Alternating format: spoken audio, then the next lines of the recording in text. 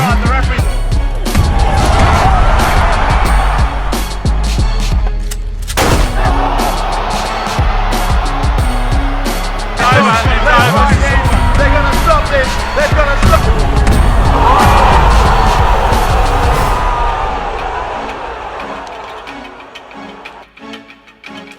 to the mother relay. We're covering today's top boxing news. It's crazy. Judging is crazy. I don't know how. I do understand that if it's a close round, you're gonna get your controversy, whatever. Because look, judges are human, you know, and they're gonna make mistakes, or they're gonna favor a style. They're gonna favor the aggression. They're gonna favor. I think there should be some kind of like retraining for all judges, and maybe get these younger kids to come in and judge fights. You know, maybe you're 20, 25 years old, 30 years old, instead of, you know, 60, 70, 80, you know. It makes a big difference. I'm not sure what fight specifically Oscar was talking about here, though it applies to many fights that have left the fight fans scratching their heads in awe, bewilderment, as to what fight the judges were watching. What fight the judges were watching when they entered in their scorecards. I mean, what he's saying definitely applies to this past weekend's fight between Sandy Ryan and Jessica McCaskill, the nebulous subject of how to score a round in the sport of boxing. Often an abstract subject, even though there are supposed to be 4 points. Four key points you follow. And the bewilderment still remains. Many people are calling this past weekend's fight a robbery. Daylight robbery. That was not a hard fight to score. There's no reason that Sandy Ryan here today shouldn't be a unified champion. And it's not just fight fans on that side of the industry. The fighters themselves on the other side of it are saying the same thing. What exactly are the 4 points of scoring a round? The 4 key points in scoring a round in the sport of boxing. Now, I've arranged the 4 key points in the order that I think matters the most. But there are four key points. 1, clean hard punches. 2, effective aggression. 3, ring generalship. And 4, defense. You think that defense matters the least? I think that if you overemphasize defense, I think that if you overemphasize not getting hit, you end up like Guillermo Rigondeaux did in the Casimiro fight. You end up like Erislandy Lara did in the Canelo fight. I think that the spectators in what is the spectator sport have not gathered to simply watch you avoid punches. They gathered to watch you land punches. Naturally, you have to avoid a few while you're doing that, while you're trying to land punches.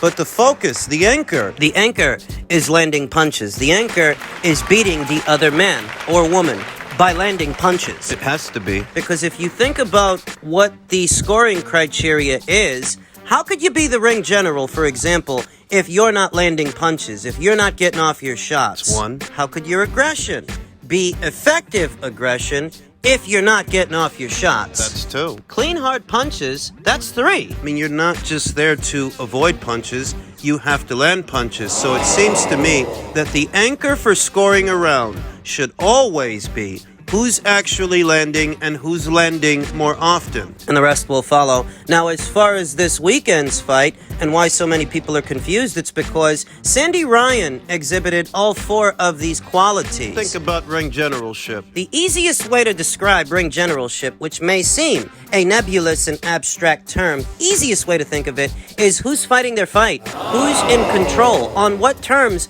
is the action happening. And in that realm, Sandy was the one in control. She was making Jessica miss a lot of shots, a lot of punches. That goes to defense. Ring generalship isn't just who's coming forward or who's moving lateral. Sometimes the ring general is moving forward. Sometimes they're moving backwards. Separates the ring general from the fighter that isn't the ring general is who's landing, who's getting off their shots. And in that way, it was Sandy Ryan, more often than not only showing good offense, but good defense as well, with her movement. She was landing punches, but she wasn't just landing punches. She was slipping Jessica McCaskill's punches, bobbing and weaving under Jessica McCaskill's punches, using the ring, moving lateral, creating space. She was in control. She was landing clean, hard punches, showing effective aggression and defense, which made her the ring general. But scoring around often becomes an abstract conversation. In boxing, I don't see how any judge worth their weight in salt could have found 7 rounds to give Jessica McCaskill? I've got nothing against Jessica. I've been a fan of her for years. I gotta call a spade a spade.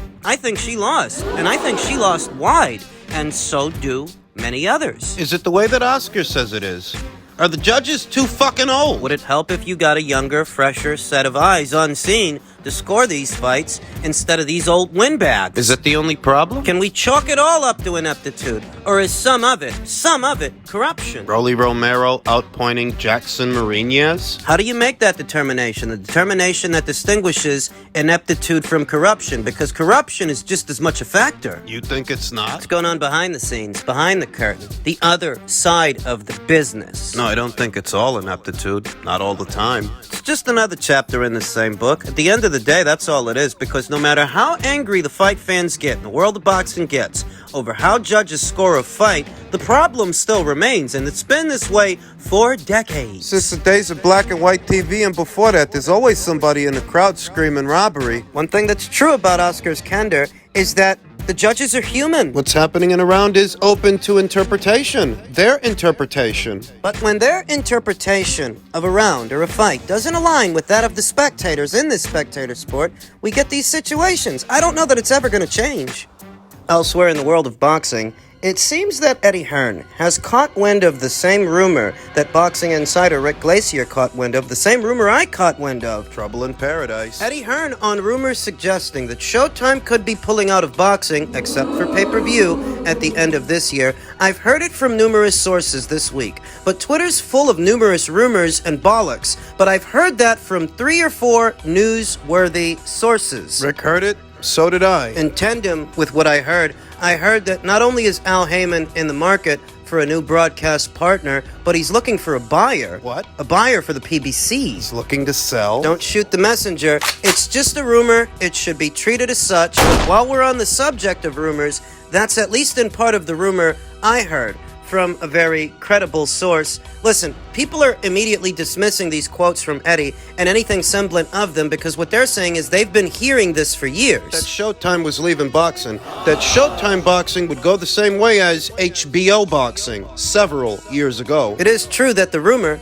in and of itself has been around for years. It has. Though what makes this year different than previous years before it is that this year there have been 2 waves of layoffs at Showtime. This year they're going through that situation with their parent company, Paramount, and being merged into them as Paramount attempts to trim the fat. They've already canceled a couple of shows, staged 2 waves of layoffs, fired many employees, and Stefan Espinoza, he has been real quiet as of late. HBO having been the gold standard in boxing, if they could end up one day leaving, then so could anyone, Showtime included. That's why this rumor, even though it is just a rumor, isn't outside the realm of possibility. The Heymanites more than anyone take offense to this, saying that this is the best year the PBC has had in the sport, the biggest year they've had. Taking no notice of how few fights there are on their regular schedule. What is their regular schedule? Outside of the box office fights, the pay-per-views,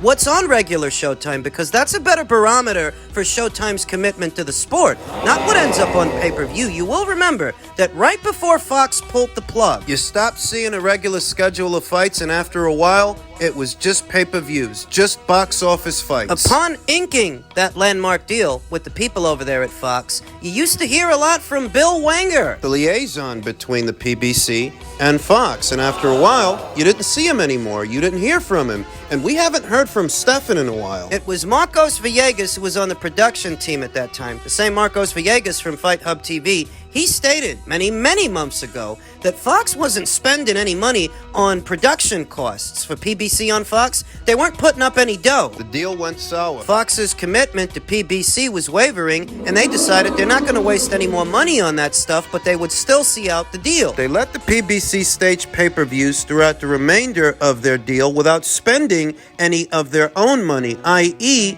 they cut the budget, they cut the funding. And if you're paying attention, most of what you've gotten from Showtime this year, whether you like it or not, are box office fights, pay-per-views, not fights on the regular schedule. They're not rolling out a comprehensive regular schedule of fights on regular Showtime. It's all pay-per-views, down to Benavidez versus Andre. I think that's what makes this year different from other years. What Showtime is going through is a platform not exclusive to their boxing programming. It's bigger than that. It's the platform itself that's trying to keep their head above water in these tumultuous times, is how people consume media is changing. Streaming platforms are all the rage. People are spending more and more time on the internet. Previous years, Showtime didn't have a divided audience, divided between what they're showing and what audiences may be taking in on YouTube or Twitch, Rumble. They had competitors. They always had competitors, and they still have competitors in the conventional sense, but unconventionally, they also have to try and compete with social media. The rise of social media and how much time people are spending on it these days also has its role to play, and this very much affects the Showtime platform, which in turn affects boxing. Their brand of it. Is there anything they could have done to avert disaster? If these rumors turn out to be true, and Showtime boxing is all but done after this year outside of the odd pay-per-view. Is there anything they could have done? More bipartisanship the last couple of years would have been a solution to grow the audience for the sport, grow the market for it, instead of sticking so many fights behind a paywall, almost nobody sees them. You don't grow the sport and the market for it by sticking fights on pay-per-view. The more pay-per-views you put on, the less people pay for them, the less people see them. There's too many. The biosphere approach doesn't seem to have worked for the people at Showtime and PBC when their numbers are lower than they've ever been. In spite of this being their biggest year in the sport, that's still relatively speaking. Maybe it's your biggest year. But this year, well, let's just say this ain't your father's era of boxing. The sport was actually bigger, much bigger in previous years and decades than it is now, even if this is your biggest year. That's relative. Bipartisanship would have been one solution, at least one, to stave off disaster. More domestic promoters here in the United States working together to consistently shell out the best possible fights they can, because if nothing else, they are catering to the same market. What about their commitments to their broadcast partners? Biosphere approach hasn't worked out so far. All of these political boundary lines have left the sport fragmented and the market for it here in the United States. It shrunk. Globally, the sport of boxing has actually grown. Globally, on the global stage, but in America, It shrunk. it used to be a mainstream sport. Yeah. Not anymore. I figure if the people at Top Rank and Golden Boy and PBC had a better working relationship, better overall, better than it is now, you could have. Could have helped. When they get together and do a fight, you notice the size and scale of the fight. Wilder vs. Fury 2 and 3 were bigger than Wilder vs. Fury 1. Wilder vs. Fury 2 and 3 involved Top Rank. Not that I'm a big fan of this fight, because I wasn't, though Gervonta Davis versus Ryan Garcia was a box office success. Maybe if they worked together more often, they could hit numbers like that more often. Though maybe they're a day late and a dollar short, if these rumors check out. Though they are just rumors for now, and should be treated as such. Just in keeping with the theme of rumors, what the rumor mill is spinning, rumor has it that the tickets for Canelo versus Charlo later on this week on Saturday, they're not selling like hotcakes. They're not. There is still plenty of seating left just a week out from the fight. Now, it could be that the fight fans have gotten hip. Some of them. Some of them may realize if they wait till the last minute, they can probably get some decent seats for a reduced price. If they wait till the last minute, that's one way to look at it. That's one. Another way to look at it is, this fight, it got a lot of criticism. Not everybody's a fan of it. Not everybody's a fan of Canelo Alvarez fighting a fighter that normally campaigns 2 divisions south of super middleweight. That this is not the fight that they want to see. It's another way to look at it. Upon this fight's announcement, it was met with mixed reviews. Some people like the fight. I like the fight. I don't mind it, but there are others who would prefer to see Canelo fighting someone else, perhaps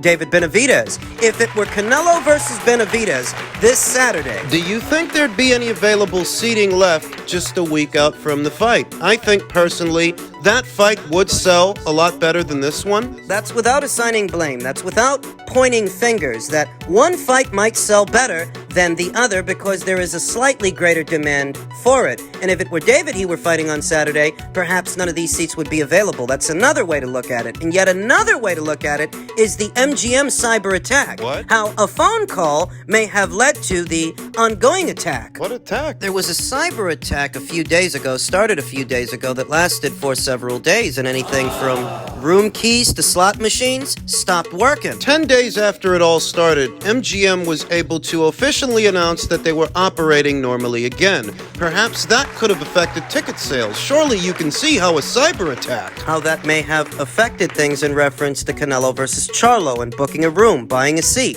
Jermel Charlo says Canelo doesn't like motherfuckers that move a lot. He gets frustrated, careless. Becoming more and more apparent that Jermel Charlo plans on making himself a moving target. When Canelo gets a little frustrated, he gets careless. He's ready for the fight to be just over with. He don't like motherfuckers that move a lot, Charlo said in an interview with BoxingScene.com and other media. I still have to train hard. The weight is going to fall off like nothing. I think people repeat the same thing over and over to themselves to the point where they start making gross oversights. When you say that Canelo doesn't like moving targets, you're probably talking about either the Erislandy Lara fight or the Dimitri Bivol fight. Movement definitely helps in beating a fighter like Canelo Alvarez. It does help. Though it shouldn't be overstated, because Erislandy Lara, he didn't actually beat Canelo Alvarez just by moving. In fact, he moved too much, whereas Dimitri, Because he was bigger and stronger and more durable than Canelo Alvarez,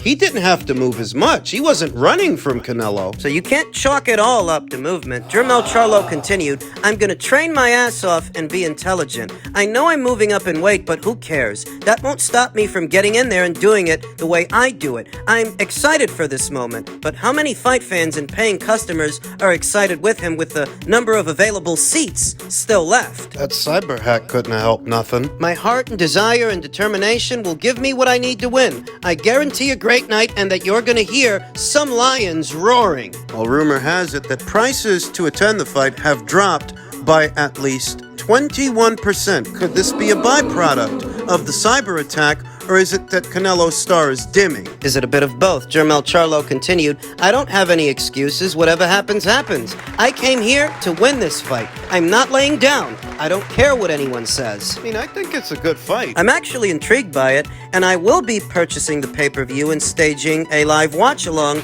here on the channel, though as far as tickets not moving as fast as you'd expect them to, maybe it's Canelo's star dimming, maybe it's a byproduct of the cyber attack, maybe it's a combination of both. Maybe we'll see an influx of buyers for those tickets now that it's fight week. And systems are running normally. Maybe. As far as Jermel Charlo's proposed movement, flustering Canelo Alvarez, it's not just movement. If you move too much, it starts to look like you're getting bullied around. Don't forget that Caleb Plant was doing a lot of moving. Yeah. So was Billy Joe Saunders. In a sport of boxing, there's a thin line, a very thin line, between creating space and outright retreating. Giving up ground. There's a thin line between creating space in order to set a trap and walk a guy into a punch and outright running, outright getting pushed around. Jermel may have the right idea, but perhaps not all the tools to successfully execute it. Because while movement might be the ticket, this guy's gonna be carrying more weight than he normally carries,